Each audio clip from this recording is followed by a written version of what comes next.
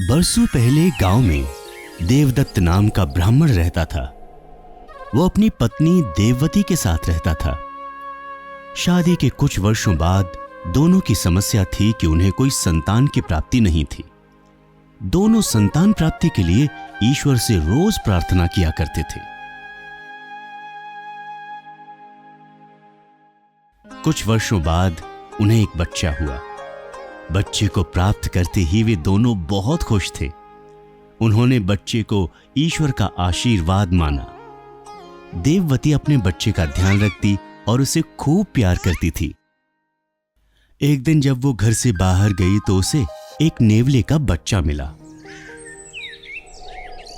उस नेवले के बच्चे को यूं ही अकेला देख देववती को उस पर दया आ गई और वो उसे अपने घर ले आई। वो अपने और नेवले के बच्चे को अच्छे से पाला करती और दोनों का ध्यान रखती थी।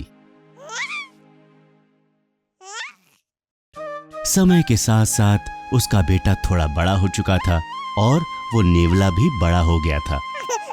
वो नेवला और उसका बच्चा आपस में खेला करते थे।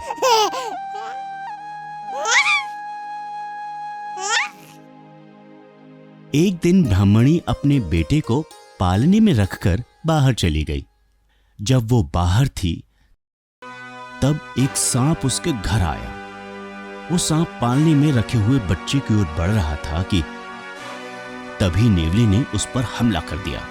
दोनों के बीच लंबे समय तक लड़ाई हुई और फिर अंत में नेवले ने उस सांप को मार दिया। इस तरह से नेवले ने बच्चे की जान बचाई। जब देववती अपने घर वापस आई तो उसने देखा कि नेवले के मुंह पर खून लगा था। नेवले के मुंह में खून देखकर डर गई। उसके दिमाग में पहला ख्याल ये आया कि नेवले ने उसके बच्चे को मार दिया। इसी ख्याल के चलते देववती ने नेवले को डंडे से पीट पीट कर मार दिया। नेवले को मारने के बाद वो अंदर गई तो उसने देखा कि पालने में उसका बेटा सही सलामत सो रहा था और पास में एक सांप मृत पड़ा हुआ था।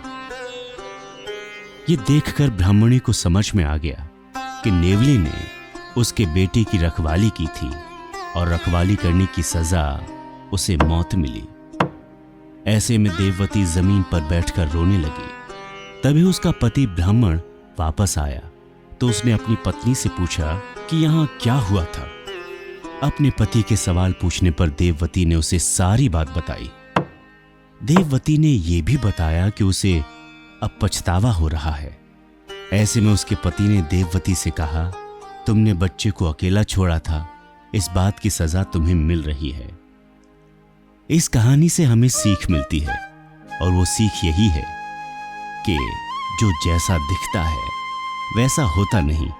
और इस कहानी में हमें यह भी सीख मिलती है कि हमें पूरी जानकारी के बिना फैसला नहीं लेना चाहिए। आपको ये कहानी अच्छी लगी हो तो वीडियो को लाइक कीजिए और कमेंट सेक्शन में अपनी राय जरूर दीजिए।